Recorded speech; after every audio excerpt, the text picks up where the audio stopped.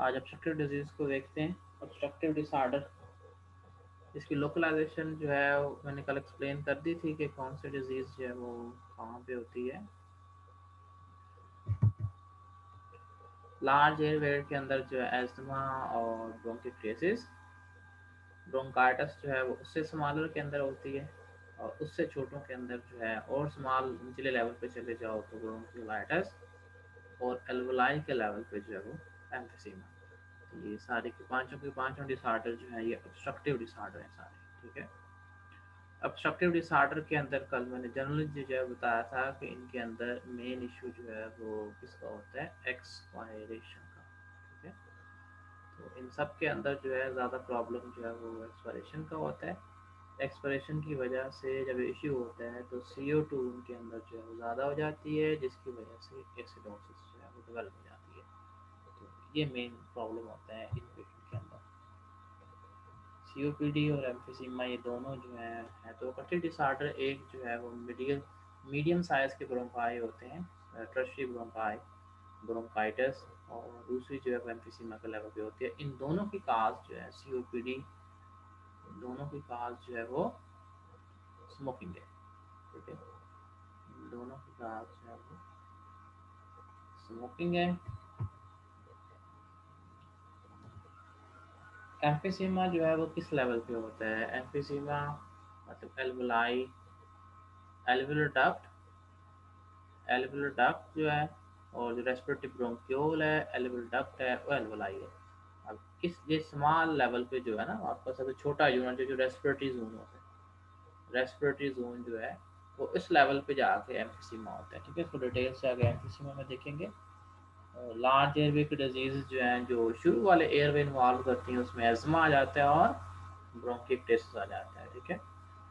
एज्मा और ब्रोंकिटिस।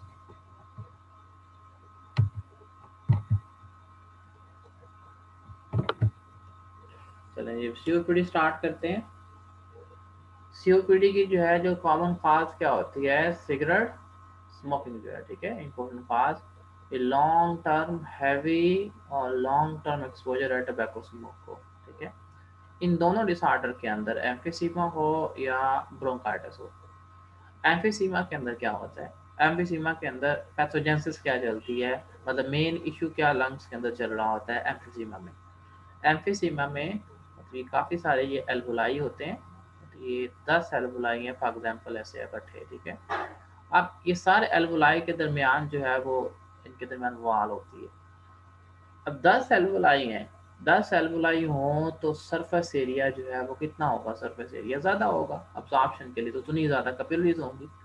अगर इन सबको जो है वो अरेज करके इसको मैं एक बना दूं, दरमियान के सारे सेप्टा, ये सारे सेप्टम डैमेज कर देता हूँ, ये सब कुछ ख़त्म कर दिया तो ये एक बन गया। तो इसका सरफेस एरिया जो है, जो अब्जॉर्प्शन के लिए जो एरिया होगा वो कम पड़ जाएगा, ठीक है, अच्छा खासा कम हो जाएगा। तो ये प्रॉब्लम होता है एम्फीसीमा के अंदर। और एम्फीसीमा के अंदर ये पैथोलॉजी है एबनॉर्मल परमानेंट, दरमियान के सेप्टा उड़ गए हैं। अब वो क्यों उड़े हैं, अब उसकी रीज़न है, इसमें इलास्टेज एंजाइम जो है एल्वोलाई की वाल के अंदर जो है, सिंगल सेल लेयर वाल होती है, बेस मेम्ब्रेन सपोर्ट कर रही होती है, इलास्टेज एंजाइम ने ये सारे सेप्टा खा लिए हैं। इलास्टेज एंजाइम एक्टिवेट हुए, वो इलास्टेज एंजाइम कहाँ से आए, इलास्टेज एंजाइम जो है वो न्यूट्रोफिल ने दिए। न्यूट्रोफिल को किसने कहा कि वो रिलीज करे, निकोटीन ने बोला। निकोटीन कहाँ से आई थी, स्मोक से। तो ये पैथोजन से चलती है, स्मोक से आई निकोटीन, निकोटीन ने न्यूट्रोफिल को एक्टिवेट किया, न्यूट्रोफिल ने इलास्टेज रिलीज किया, इलास्टेज ने जो है वो एल्वोलाई सारी वाल डाइजेस्ट कर दी है। तो वाल डाइजेस्ट होगी, यहाँ पे रीजनरेशन वाला कंसेप्ट नहीं है, वो सारी वाल ही इतनी ज्यादा आपने खा ली है। तो पीछे सारे के जो एल्वोलाई का जो टफ्ट था, सारे एल्वोलाई का टफ्ट, 10 एल्वोलाई थे, एक बन गया उनका। तो इस बड़े एक एल्वोलाई को क्या करना है मैंने, मेरा सरफेस एरिया इतना कम हो गया है, तो सरफेस एरिया जो होता है एब्जॉर्प्शन के लिए वो कम बढ़ जाता है। एम्फीसीमा के अंदर ऑक्सीजनेशन जो है वो डिक्रीज हो जाती है। एम्फीसीमा के अंदर गैस का एक्सचेंज खराब होता है, इसमें गैस का जो है वो एक्सचेंज जो है वो कम पड़ जाता है। एयर यहाँ पे आती है, एयर उसी क्वांटिटी से आ रही है, लेकिन सरफेस एरिया कम होने की वजह से सरफेस एरिया कम होने की वजह से जो है वो एयर समझो ज़ाया जाती है, अच्छी खासी एयर जो है वो डेड स्पेसिंग हो रही होती है, ठीक है। अब ये पैथोलॉजी कहाँ से आगे चलती है, डिस्टल एम्फिसीमा के अंदर जो है टर्मिनल ब्रोंक्योल से आगे आगे। टर्मिनल ब्रोंक्योल से आगे क्या होता है, रेस्पिरेटरी ब्रोंक्योल, रेस्पिरेटरी ब्रोंक्योल के बाद alveolar duct, alveolar duct, alveolar duct के बाद एल्वुलाई जो। अब ये तीन पार्ट होते हैं, ठीक है, इसमें तीन पार्ट होते हैं रेस्पिरेटरी ब्रोंक्योल, ये कंटिन्यू होता है, इनका जो है वो क्लस्टर बना होता है। अगर ये एक जो है वो एल्वुलर रेस्पिरेटरी ब्रोंक्योल था, उसके आगे कुछ एल्वुलर डक्ट है, उसके आगे एल्वुलाई है, ये एक टफ्ट हो गया, एक स्ट्रक्चर हो गया। इस एक स्ट्रक्चर को क्या कहेंगे हम, इसको जो है वो एसिनस कहा जाता है, एसिनस। सिंगल है तो बहुत सारे एसिनाई हो तो एक और रेस्पिरेटरी ब्रोंक्योल, उसकी अपनी एल्वुलर डक्ट, उसके अपने एल्वुलाई, एक और रेस्पिरेटरी ब्रोंक्योल, उसकी अपनी एल्वुलर डक्ट, उसके आगे अपने एल्वुलाई। तो ये पूरे के पूरे क्या बन जाते हैं, ये सारा जो क्लस्टर होता है इसको क्या कहते होते हैं, एसिनाई। क्या कहते हैं, ये एसिनाई बन गए, ये तीन चार एसिनाई इकट्ठे मिल गए, तीन चार एसिनाई मिलके जो है वो तीन से चार एसिनाई जो है वो मिलके क्या बनाते होते हैं, लोब्यूल बनता है। क्या बनता है, लोब्यूल बनता है। चार से पांच लोब्यूल मिलकर जो है वो क्या बनाते हैं, सेगमेंट बनाते हैं, सेगमेंट जो है। और पांच पांच सेगमेंट मिलके जो है वो एक लोब बनती है, पांच से तीन, दो से तीन कहीं में सेगमेंट होते हैं, टोटल 10 सेगमेंट होते हैं दोनों लंग्स के अंदर, 10 ट्रशेज सेगमेंट होते हैं। अच्छा वापस आ जाए, हमने पैथोजेनेसिस देखनी है। तीन से चार एसिनाई मिलकर लोब्यूल बनाते हैं, असल कंसेप्ट जो है वो एसिनस का है। एम्फीसीमा, एम्फीसीमा की जो क्लासिफिकेशन की जाती है, ये पूरे काफी सारे एसिनाई हैं, ठीक है। ये एसिनाई का जो स्टार्ट है, एसिनाई का ये पीछे वाला, यहाँ वाले ब्रोंक्यूल कौन से होंगे, उससे पीछे वाले टर्मिनल ब्रोंक्यूल जो है, उसके बाद रेस्पिरेटरी ब्रोंक्यूल, उसके बाद एल्वुलर डक्ट, उसके बाद एल्वुलाई। अब ये इस एसिनस का स्टार्ट है, ये इस एसिनस का मिड है, ये इस एसिनस का लास्ट पार्ट है, क्लियर है। तो एम्फीसीमा की जो क्लासिफिकेशन की जाती है कि एनाटॉमिकली जो है, हिस्टोलॉजिकली हमने देखना होता है, इस तो लैब में हमने देखे थे एम्फी, इसमें एसिनाई वगैरह हिस्टोलॉजी में, नॉर्मल लंग फिजियोलॉजी के अंदर नॉर्मल लंग हिस्टोलॉजी हमने देखी हुई है। अब ये इसका अगर इनिशियल पार्ट जो है इसमें प्रॉब्लम आता है, अगर जो है वो मिडिल वाले पार्ट में आता है। अब यहाँ पे जो एम्फीसीमा की जो क्लासिफिकेशन होती है, एक होता है सेंट्री एसिनार, सेंट्री मतलब सेंटर एसिनाई का, एक होता है distal acinar, centriacinar, distal acinar, distal acinar दूसरी टाइप जो है, सेंट्री एसिनार, डिस्टल एसिनार। और अगर ये सारी को सबको इकट्ठा इन्वॉल्व कर लिया जाए, उसको क्या कहोगे, पैन एसिनार, पैन एसिनार जो है। कुछ कुछ एसएनएस जो है वो शुरू वाले इन्वॉल्व हैं, कुछ जो है कुछ के अंदर मिडिल वाला पार्ट है, इसका जो है वो शुरू वाला है, इसका जो है मिडिल वाला खराब है, तो उसको कहेंगे, क्योंकि सीक्वेंस नहीं है ना, इररेगुलर एसिनार। इररेगुलर चार टाइप्स होती हैं इसकी, ठीक है। हमारे लिए दो इंपॉर्टेंट हैं, सेंट्री एसिनार हो गया और ये पैन वाली ज्यादा इंपॉर्टेंट होती है, बाकी आगे डिस्कस करेंगे अगर डिटेल से। तो चार टाइप्स होती हैं एम्फीसीमा की, centriacinar, distal acinar, panacinar, irregular acinar. Clear हो गया। तो ये मतलब इसके अंदर इन एसिनाई के अंदर पैथोजेनेसिस चलती है, क्लियर है। इन एसिनाई के अंदर जो है ये डिस्टर्ब होते हैं, एलास्टेज इतने ज़्यादा रिलीज हो जाते हैं कि वो डाइजेस्ट कर जाते हैं एल्वुलाई की वाल को जो है, उसमें रेस्पिरेटरी ब्रोंक्यूल वाला हिस्सा अफेक्ट होगा, या एल्वुलर डक्ट वाला हिस्सा अफेक्ट होगा, या एल्वुलाई वाला हिस्सा अफेक्ट होगा, ठीक है। उसके लिहाज से हमने पूरी क्लासिफिकेशन की हुई है। अगर पूरे का पूरा एक एसएनएस अफेक्ट है उसको कहेंगे पैन। अगर एसिनाई का एक एसएनएस का सेंटर वाला पार्ट अफेक्ट है या डिस्टल पार्ट अफेक्ट है, centriacinar, distal acinar, panacinar. अगर इररेगुलर इन्वॉल्वमेंट है, कुछ एसिनाई का शुरू वाला पार्ट, कुछ का लास्ट वाला पार्ट, कुछ का सेंटर वाला पार्ट, तो इसको कहते होते हैं इररेगुलर एसिनार। तो ये चार टाइप्स का जो है ना एम्फीसीमा होता है, ठीक है। ये क्लासिफिकेशन जो है ना अकॉर्डिंग टू हिस्टोपैथोलॉजी की जाती है कि कौन से किस पेशेंट को कौन सा होगा, स्मोकिंग वाले पेशेंट को कौन सा होगा, अगर कंजेंटल एम्फीसीमा होता है तो कौन सा होगा, तो काज के हिसाब से अल्फा 1 एंटीट्रिप्सिन की डेफिशिएंसी होती है तो उसमें कौन सा एम्फीसीमा होगा। तो इसके अंदर जो है वो क्लासिफिकेशन कैसे की जाती है, तो आपने हिस्टोपैथोलॉजिकल क्लासिफिकेशन करनी होती है, बस ये देखना होता है कि एसएनएस का कौन सा पार्ट अफेक्ट हुआ है, ठीक है, उसके लिहाज से उसको क्लासिफाई किया जाता है। अच्छा, जो दूसरा पार्ट है सीओपीडी का, एक तो इसके अंदर हो गया एम्फीसीमा, और सेकंड पार्ट जो है इसमें होती है ब्रोंकाइटिस। अब ब्रोंकाइटिस की डेफिनेशन क्या है? एक बंदा है, उसको जो है वो कंटिन्यूस जो है वो कफ होती है। अब वो कफ जो है उसको 3 महीने बाद अब ठीक हो जाती है, थोड़ी देर बाद फिर 3 महीने बाद शुरू होती है, फिर उसको जो है लगातार 3 महीने रहती है, फिर महीना ठीक हो जाती है, फिर 3 महीने रहती है। तो कंसेक्यूटिव जो है वो 3 महीने की है, इस तरह वो कफ चल रही होती है उसको, ठीक है। ड्राई कफ, कभी प्रोडक्टिव कफ जो है काफी लंबी चौड़ी कफ होती है, कितने कितनी देर तक, 2 साल की हिस्ट्री होती है, 2 साल से पिछले 2 सालों से ऐसे ही हो रहा है। तो ये इसकी जो है अकॉर्डिंग WHO ये डेफिनेशन होती है ब्रोंकाइटिस की, ठीक है। तो प्रोडक्टिव कफ होती है, कंसेक्यूटिव जो है 3 मंथ कफ रहती है, बंदा ठीक होता है, उसके बाद फिर जो है कफ लग जाती है, 2 साल तक ऐसे चल रहा होता है उसके साथ, ठीक है। तो ये होती है ब्रोंकाइटिस। डन हो गया, एक एम्फीसीमा और ब्रोंकाइटिस। इसमें ब्रोंकाइटिस के अंदर क्या होगा, जो एयरवेज होते हैं ब्रोंकाइटिस के अंदर, एयरवे जो है उसके अंदर जो है, ब्रोंकाइटिस है, यहाँ पे जरा देखते हैं ब्रोंकाइटिस। ब्रोंकाइटिस में अगर ये एयरवे आप बंद कर देते हो, ठीक है, उसमें म्यूकस म्यूकस होता है, म्यूकस प्रोड्यूस होता है, वो स्पूटम जो है वो आगे चला जाता है, तो उससे एयरवे ब्लॉक होता है। क्या चीज ब्लॉक होती है? एयरवे ब्लॉक करते हो। जब एयरवे ब्लॉक करते हो तो आगे हवा नहीं जाएगी, एल्वोलाई तक तो हवा पहुंचती नहीं है, ठीक है। एम्फीसीमा के अंदर बहुत ज्यादा कैपिलरी डैमेज हो जाती हैं जो एल्वोलाई की वाल के साथ होती हैं। एक छोटा एल्वोलाई बड़े में चेंज हो जाता है, उसके दरमियान वाला जो पार्टीशन होती है वो खत्म हो जाती है, तो उसमें सरफेस एरिया कम होता है, उसमें हवा आती है। तो एम्फीसीमा वाले पेशेंट के अंदर जो है वो डेड स्पेसिंग हो रही होती है। और ब्रोंकाइटिस वाले पेशेंट के अंदर जो है वो क्या होता है, ब्रोंकाइटिस वाले पेशेंट के अंदर ऑब्स्ट्रक्शन की वजह से एयर आगे नहीं जा पाती, ठीक है, इसमें शंटिंग हो रही होती है। ब्रोंकाइटिस के अंदर क्या हो रहा होता है, शंटिंग ब्लड की, ठीक है। और एम्फीसीमा के अंदर क्या होता है, डेड स्पेसिंग वो इंक्रीज हो जाती है। दोनों के अंदर मिसमैच है, दोनों में मिसमैच है, ठीक है। एक में हवा नहीं होती और एक में ब्लड जो है ब्लड नहीं पहुंच पाता, कैपिलरी कम हो जाती है ना वहाँ पे, तो ये इशू होता है। अच्छा, नेक्स्ट देखते हैं एम्फीसीमा की, मैंने इसकी टाइप्स मैंने आपको बताई है। एटियोलॉजी जो है इसकी काज क्या हो सकती है? एक्वायर्ड एक्वायर्ड एम्फीसीमा किस वजह से होता है? वो तो स्मोक की वजह से आएगा ना। एक्वायर्ड एम्फीसीमा जो है वो किस वजह से आता है? स्मोकिंग की वजह से, ठीक है। Acquired emphysema.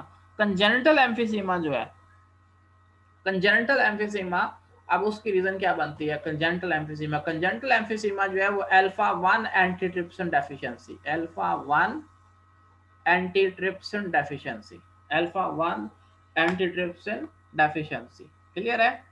एक एक्वायर्ड है और एक कंजेनिटल है, एक एक्वायर्ड है और एक कंजेनिटल है। एक्वायर्ड की काज क्या है? स्मोकिंग, और इसे स्मोक है।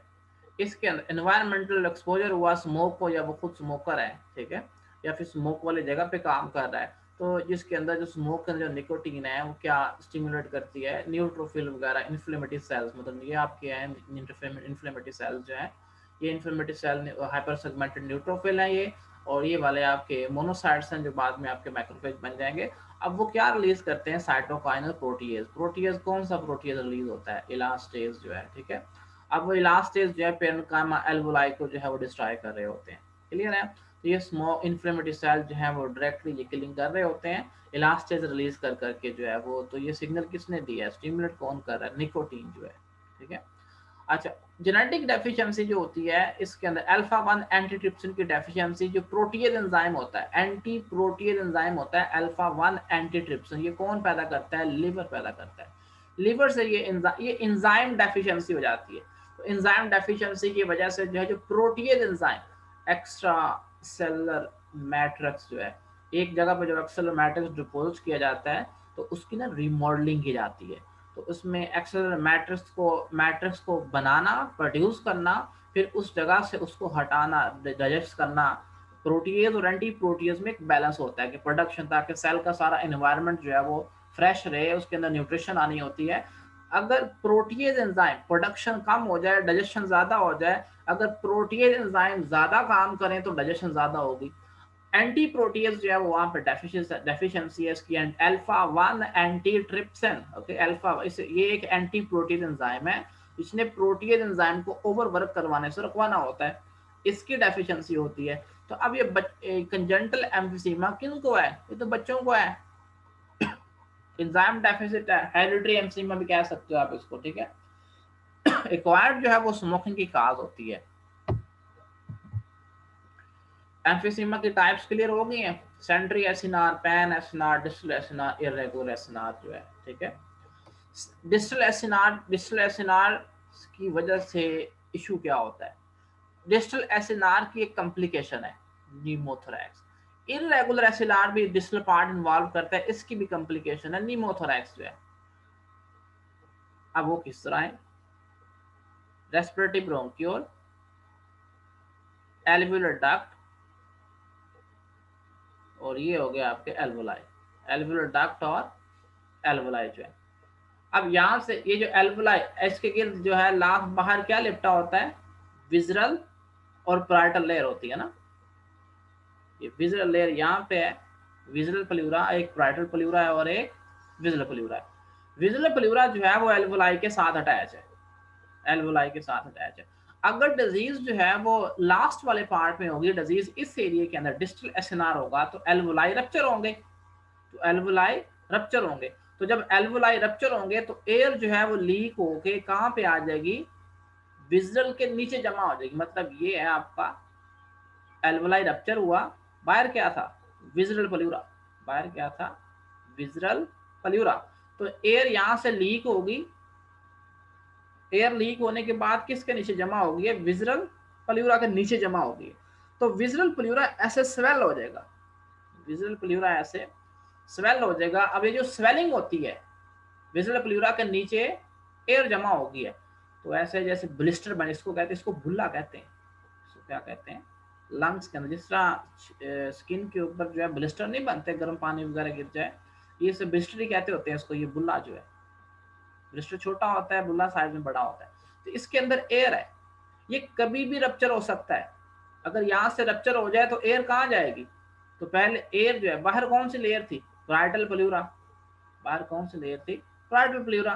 तो विजुअल प्लूरा से एयर, उसके नीचे पहले एयर जमा होगी, ब्लिस्टर बनेगा, वो रप्चर हुआ, रप्चर होने के बाद जो है वो सारी एयर जो है लंग्स की कहाँ चली जाएगी? लंग्स की एयर प्लूरल कैविटी में आ जाएगी।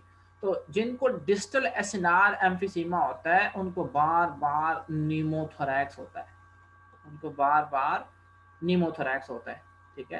पैन एसिनार में लास्ट पार्ट इन्वॉल्व होगा, इसमें तो पूरे का पूरा एसिनाई इन्वॉल्व होता है, तो इसमें भी नीमोथोरैक्स होने के चांसेस होते हैं। इररेगुलर में चांसेस हैं लेकिन थोड़े हैं। सेंट्री में बिल्कुल चांस नहीं है, इसमें बहुत बहुत कम चांस होता है कि एम्फीसीमा डेवलप होगा।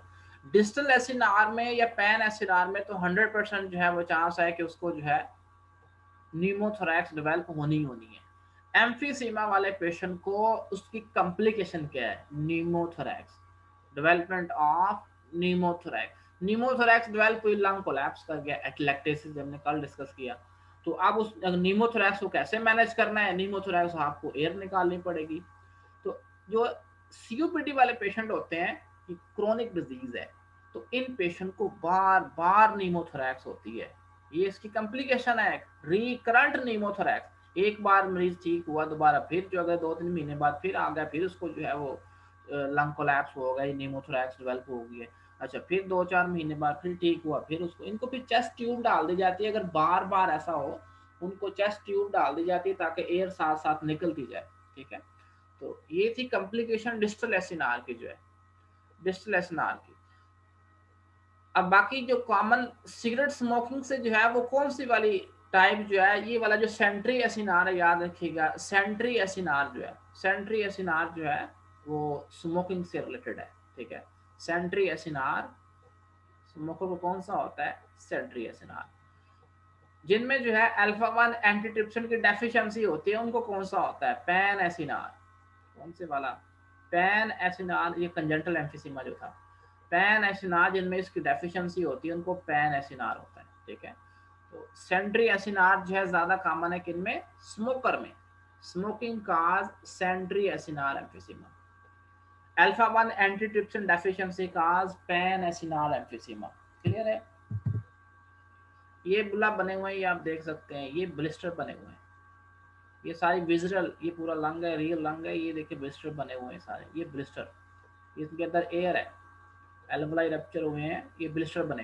तो ये ब्लिस्टर कभी भी रप्चर हो सकते हैं। जब रप्चर होंगे बाहर कौन सी लेयर है, राइटल प्लूरा है, तो ये सारी एयर कहाँ आ जाएगी, तो इसके अंदर आ जाएगी। तो उसको क्या कहते हैं, इस कंडीशन को क्या कहते हैं, जब ये रप्चर होगा बोला तो पेशेंट को डेवलप होगी न्यूमोथोरैक्स। तो इसकी सर्जिकल थेरेपी क्या होती है, यहाँ पे आप स्टेपल लगा सकते हो, स्टेपल कर दिया जाता है इन बुल्लास को जो है ना, थोरेसिक सर्जरी करके, तो बार बार जो है वो कोलैप्स हो रहा होता है लंग पेशेंट का, तो सर्जिकल थेरेपी भी होती है इसके लिए, एम्फीसीमा के लिए, ठीक है। ये कंसेप्ट क्लियर हो गया कि इसमें बुल्ला क्या होता है, ये एल्वुलाई है, एल्वुलाई के साथ कौन सी लेयर है, ये आपकी ये विजरल प्लूरा है, ठीक है। तो इसके नीचे एयर जो है यहाँ इकट्ठी हो गई है, तो ये क्या बन गया, बुल्ला जो है। जब यहाँ से ये रप्चर होगा तो ये एयर कहाँ चली जाएगी, बाहर, तो उसको क्या डेवलप हो जाएगा, तो जिनको जो है वो बुल्ला बन जाता है, काफी सारे ब्लिस्टर बने होते हैं, एयर फिल्ड ब्लिस्टर होते हैं ये, तो वो कभी भी रप्चर होकर जो है वो पेशेंट को जो है वो न्यूमोथोरैक्स डेवलप हो सकती है। यहाँ तक क्लियर हो गया, एम्फीसीमा डन हो गया। Emphysema, congenital emphysema, acquired emphysema. Congenital की काज क्या है,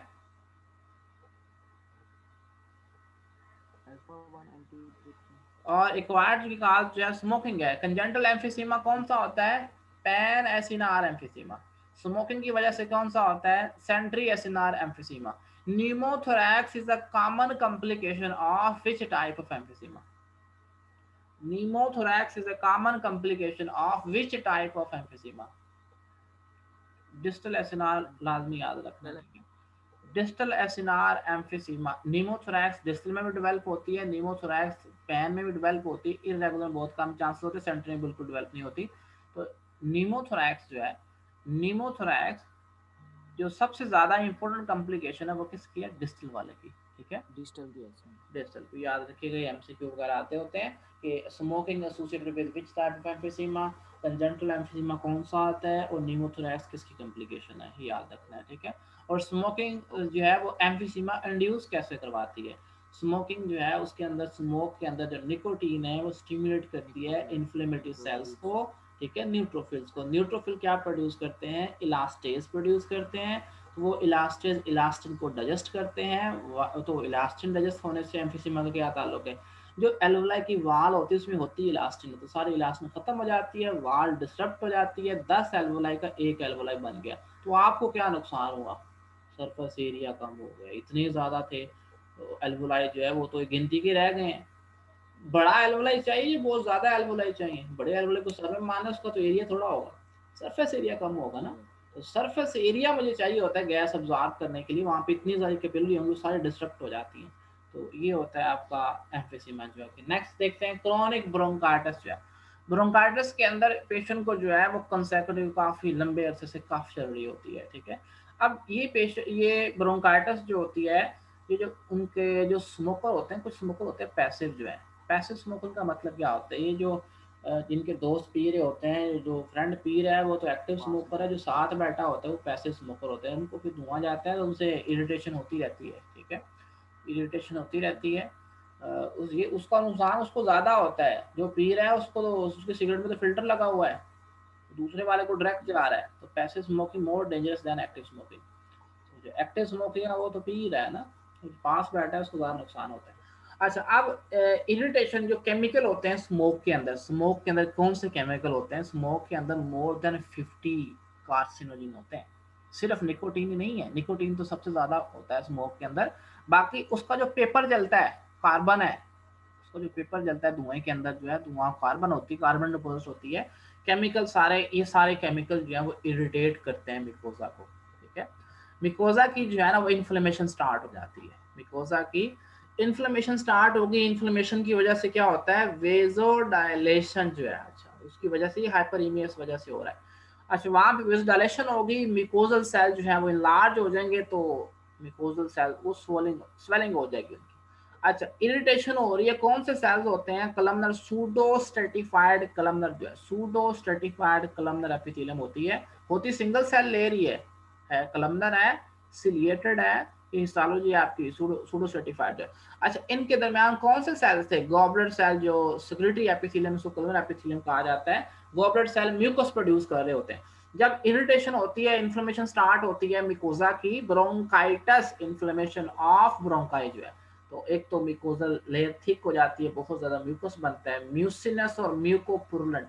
अच्छा, ये पस वाली सेक्रेशन बहुत थोड़ी बनेगी, ज्यादा बनेगी म्यूसिनस वाली, क्योंकि ये इन्फेक्शन नहीं है यहाँ पे, जैसे इन्फ्लेमेशन जरूर है, इन्फेक्शन नहीं है, तो पस वाली सेक्रेशन नहीं होती, म्यूकस पस वाला नहीं होता। अगर अगर हो ब्रोंकिएक्टेसिस जो है, ठीक है, या एस्पिरेशन निमोनिया की वजह से इन्फेक्शन होता है, उसके अंदर प्रोडक्टिव कफ होती है, म्यूकस जो है वो पस वाला बनता है, प्रूलेंट स्पूटम होता है, इसके अंदर ज्यादा म्यूसिनस स्पूटम आएगा, म्यूसिनस जो है सेक्रेटरी वाटरी स्पूटम होता है। क्लियर है? अच्छा, अब और इसके अंदर और क्या होगा, म्यूकस सेक्रेशन जो है वो, उसको जो ग्लैंड होंगे वो ज्यादा लार्ज हो गए हैं, ज्यादा से ज्यादा जो है वो म्यूकस बने जा रहा है। म्यूकस जो है और पूरी की पूरी लेयर जो होती है मिकोजा सारा थिक हो गया, थिक होने की वजह से ब्रोंकाई का ल्यूमन एक तो छोटा हो जाता है, ठीक है। अभी पूरा ब्रोंकाई था, उसका मिकोजा जो है बहुत थिन था, अब मिकोजा ही बहुत थिक हो गया, मिकोजा थिक होने की वजह से क्या होता है, उसके अंदर म्यूकस डिपॉजिट हो रहा है, नंबर ऑफ सेल आपने बढ़ा दिए, और उसके अंदर वेजो डायलेशन की वजह से जो है वैसे लीकनेस शुरू हो गई है, स्वेलिंग होना शुरू हो गई है, तो वो आपकी थिकनेस हो जाती है मिकोजा, सब मिकोजा की, तो ल्यूमन जो होता है वो नैरो हो गया, ल्यूमन नैरो हो गया।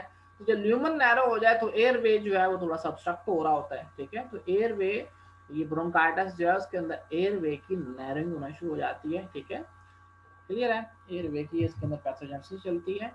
अच्छा, क्लिनिकल फीचर इसके अंदर क्या है, डिस्निया, एक्सपायर नहीं कर पा रहा, एक्सपायर नहीं कर पा रहा, पुरानी हवा बाहर निकलती नहीं है, नई कहाँ से आएगी, तो नई कहाँ से आएगी, नई के अंदर होती है ऑक्सीजन, पुरानी के अंदर तो ऑक्सीजन खत्म हो गई है, ऑक्सीजन जिस्म के अंदर है कोई नहीं, अब ये ब्रेन मैसेज दे रहा है कि आप, लंग को कह रहा है कि आप क्या कर रहे हो, ऑक्सीजन तो इतनी कम है, तो वो स्टिमुलेट किए जा रहे हैं फिजियोलॉजी। अगर याद हो आपको, रैंप सिग्नल जो है वो आता है डायाफ्राम को, जो आपकी रेस्पिरेशन को तेज करता होता है, ठीक है, डायाफ्राम कंट्रैक्ट होता है, डायफ्राम नीचे जाता है, तो आप इंस्पायर करते हो, तो इंस्पिरेशन का सिग्नल दिया जा रहा है, लेकिन एयरवे जो है वो आगे नैरो है, पर्सन को जो है डिफिकल्टी फील हो रही है इंस्पायर करने में। क्लियर है कि नहीं? उसमें उसकी जो डिफिकल्टी हो रही है पूरी ब्रीदिंग के अंदर, ऑक्सीजन कम हो रही है, उसका रेस्पिरेटरी रेट ज्यादा है, डिस्निया उसकी जो है वो साइन सिम्टम में आ गया, उसको सांस उखड़ना शुरू हो गया जी उसका। अच्छा, अब इस पेशेंट को जो है वो स्मोकर है, पेशेंट स्मोकर है, उसको प्रॉब्लम है कि डिफिकल्टी ब्रीथिंग, कहता है मेरा सांस ऊपर है डॉक्टर साहब। अच्छा, उसको टेस्ट करके देखते हैं, उसकी जो है ना एक्सपायरेशन चेक करनी है पहले हमें, स्मोकर है, एक्सपायरेटरी फ्लो रेट जो होगा वो थोड़ा होगा, FE1 जो है वो थोड़ा होता है। जो एयर है, ये इसको कहते होते हैं स्पायरोमेट्री, ये जो टेस्ट होते हैं जिसमें वॉल्यूम चेक करते हैं, इस टेस्ट का नाम क्या होता है, स्पायरोमेट्री, इंस्ट्रूमेंट होता है उससे मेजर किया जाता है, स्पायरोमेट्री के उसमें ब्लो करता है पेशेंट, ठीक है, इसको स्पायरोमेट्री कहा जाता है। स्पायरोमेट्री के अंदर हमने ये सारे वॉल्यूम चेक करने होते हैं, TLC, टोटल लंग कैपेसिटी जो है वो कैपेसिटी और वॉल्यूम सारे इससे इसे मेजर करते हैं, ठीक है। तो स्पायरोमेट्री की हमने उसकी उसको इसकी एक्सपिरेशन जो है वो अच्छी खासी जो है वो एक्सपिरेशन उसकी लो है, ठीक है, फोर्स एक्सपिरेटरी वॉल्यूम जो है वो थोड़ा हुआ है, एक्सपिरेशन में प्रॉब्लम आ रहा है, इंस्पिरेशन में प्रॉब्लम नहीं आ रहा। एक्सप्रेशन में प्रॉब्लम आ रहा है तो इसकी वाइटल कैपेसिटी जो होती है, फोर्स वाइटल कैपेसिटी, वो क्लोजली कभी नॉर्मल भी होती है, कभी थोड़ी भी हो सकती है, ठीक है, नियरली नॉर्मल होती है इसकी वाइटल कैपेसिटी जो है। अब इस पेशेंट के अंदर जो है ऑक्सीजन, COPD वाला पेशेंट है, इसकी दो सिचुएशन होती हैं, एक कभी कभी इनका कलर जो है वो हो जाता है, पिंक कलर हो जाता है, और कुछ पेशेंट के अंदर इनका कलर जो है वो ब्लू हो जाता है, ठीक है। अब CO2 किस में रिटेन करेंगे, ब्लू कब होगा, जब CO2 ज्यादा होगी, ठीक है, ब्लू कब होगा, जब CO2 ज्यादा होगी। अच्छा, अब ये बताएं कि एक्सपायरेशन का ज्यादा प्रॉब्लम एम्फिसीमा वाले को होगा या फिर ब्रोंकाइटिस वाले को होगा। एक्सपायरेशन का प्रॉब्लम जो है वो एक्सपायर मतलब आपने करना है, एयरवे जो है वो ऑब्स्ट्रक्ट हो रहे हैं, एक में एल्वोलाई जो है वो डैमेज हो रहे हैं, ठीक हो गया, उसमें ऑक्सीजनेशन जो है नहीं हो पा रही, और एक के अंदर एयरवे ऑब्स्ट्रक्ट हो रहे हैं। एयरवे ऑब्स्ट्रक्ट हो जाए तो एक्सपायर नहीं होती ना एयर, एक्सपायर नहीं करते तो CO2 का लेवल बढ़ता जाता है। तो ब्रोंकाइटिस वाला जो पेशेंट होता है, उनकी उनकी जो क्लिनिकल सिचुएशन होती है, अगर ब्रोंकाइटिस पे दोनों डिजीज वैसे अक्सर इकट्ठी होती हैं, अकेले अकेले भी हो सकती हैं, ठीक है। तो प्रीडोमिनेंटली उसके अंदर उसका कलर, स्किन कलर कैसा चेंज हो रहा है, ब्लू ब्लोटर वाली सिचुएशन भी हो सकती है, पिंक पफर भी हो सकता है वो, ठीक है। ब्लू ब्लोटर वाली सिचुएशन के हाल में cyanosis, blue blotter main patient जो है वो साइनोटिक है, तो ये पेशेंट होता है कौन सा, ब्रोंकाइटिस वाला पेशेंट। क्यों, इसमें ऐसा क्यों हुआ? ब्रोंकाइटिस वाले पेशेंट के अंदर जो है वो CO2 एक्सपायर नहीं हो पाती। क्लियर है? ब्रोंकाइटिस वाले पेशेंट में CO2 एक्सपायर नहीं हो पाती। तो CO2 किसके साथ कंबाइन होती है? हीमोग्लोबिन के साथ। तो ये आपकी डीऑक्सी हीमोग्लोबिन जो है वो कार्बोक्सी हीमोग्लोबिन बन गई है। उसका कलर कैसा होता है? ब्लू। तो इसलिए ब्लू ब्लोटर वाली सिचुएशन होती है। ठीक है। अच्छा, जरा एम्फीसीमा पे वापस आते हैं, वो पिंक क्यों है? एम्फीसीमा के अंदर वो जो पिंक क्यों होते हैं? हीमोग्लोबिन जो है, क्योंकि ऑक्सीजनेशन, क्या आप गैस एक्सचेंज कर रहे हो? अगर आपने जो है वो एम्फीसीमा करवाया, गैस का एक्सचेंज, ऑक्सीजन एक्सचेंज थोड़ा है, तो आपकी बॉडी के अंदर क्या चल रहा है? हाइपोक्सिया। अच्छा, आप ये बात बताएं कि एम्फीसीमा वाले पेशेंट में CO2 अंदर रह सकती है? क्या उसमें CO2 ज्यादा हो सकती है एम्फीसीमा वाले के अंदर, अंदर बॉडी के अंदर? CO2 जो है वो तो एक्सपायर होगी, वो रिटेन नहीं करेगा। जरा गौर से सुने, CO2 एल्वोलाई की आपने वाल डैमेज कर दी। ठीक है। अगर आपको थोड़ी बहुत फिजियोलॉजी याद हो, CO2 की सोलिबिलिटी 250 गुना ज्यादा होती है ऑक्सीजन से। ठीक है। उसके लिए कोई बैरियर नहीं है, वो तो फौरन भाग के बाहर जाती है। बस रास्ते में रुकावट नहीं आनी चाहिए, कि मतलब एयरवे खुला होना चाहिए, वो CO2 तो फौरन निकल जाएगी। ठीक है। उसमें रुकावट नहीं आनी चाहिए। तो CO2 जो है वो तो इजीली एक्सपायर हो जाती है। एम्फीसीमा वाले पेशेंट के अंदर CO2 आराम से एक्सपायर हो जाती है। ठीक है। तो इसमें CO2 अकोमोडेट ही नहीं हो पाती एम्फीसीमा वाले पेशेंट के अंदर, सिर्फ एक्सेप्शन है। ठीक है। इसमें CO2 एक्सपायर होती है। ऑक्सीजन जो है वो उसमें थोड़ी हो रही होती है। तो हीमोग्लोबिन जो है इस ऑक्सीजन को बड़ी जोर से पकड़ लेता है, इसको छोड़ता नहीं हीमोग्लोबिन। तो अफिनिटी उसकी जो है वो थोड़ी सी स्ट्रॉन्ग बॉन्ड बनता है। ऑक्सीजन थोड़ी, कितने मॉलिक्यूल ऑक्सीजन के अटैच होते हैं हीमोग्लोबिन के साथ? जो है 4 मॉलिक्यूल। सबसे पहला मॉलिक्यूल का बॉन्ड बहुत स्ट्रॉन्ग होता है, दूसरे मॉलिक्यूल का बॉन्ड जो है थोड़ा सा वीक होता है, तीसरे का बॉन्ड उससे वीक होता है, चौथे का बॉन्ड उससे ज्यादा वीक होता है। तो जो चौथा है वो पहले छोड़ा जाएगा ना, उसको जब टिश्यू के पास से गुजरेगी ऑक्सीजन जो है, तो हीमोग्लोबिन, तो उसको सबसे पहले कौन उतरेगा? जो सबसे लास्ट पे जिसको हमने सवार किया था, चौथा ऑक्सीजन का मॉलिक्यूल सबसे पहले उतरता है। क्यों? उसका बॉन्ड सबसे वीक होता है। ठीक है। तो इस तरह अब ऑक्सीजन जब कम होगी, ऑक्सीजन थोड़ी है, तो पहले ऑक्सीजन के मॉलिक्यूल को बहुत जोर से पकड़ा हुआ है हीमोग्लोबिन, वो डिस्ट्रीब्यूट ही नहीं कर रही, तो हीमोग्लोबिन ऑक्सीजन अपने के साथ उठा के लिए फिर रही है। इस वजह से ऑक्सीजन बाइंड की हुई है ना, बाउंड ऑक्सीजन जो है वो ज्यादा होती है एम्फीसीमा वाले पेशेंट को, ऑलरेडी थोड़ी रह गई है, तो बाउंड फॉर्म में ज्यादा है, डिस्ट्रीब्यूट की नहीं जा रही, तो इस वजह से पिंक कलर आता है, पिंक पफर कहते हैं इसको। ठीक है। एम्फीसीमा के अंदर पिंक पफर सिचुएशन होती है। ये दो टर्मिनोलॉजी होती है COPD की। ब्लू ब्लोटर का मतलब क्या है, पिंक पफर का मतलब क्या है? Emphysema predominantly pink puffer appearance होती है पेशेंट की। ठीक है। स्किन कलर पिंक हो रहा होता है। और ब्रोंकाइटिस वाले पेशेंट का जो है वो क्या होता है, ब्लू ब्लोटर जो है, मतलब साइनोसिस हो रही होती है उसके अंदर। क्लियर हो गया? अब इसकी वजह से अब ये देखना है राइट साइड COPD वाले पेशेंट में, राइट साइड एक तो चलो उसको सांस उसका उखड़ रहा है, वो तो हमें समझ में आ गया है। अब दूसरा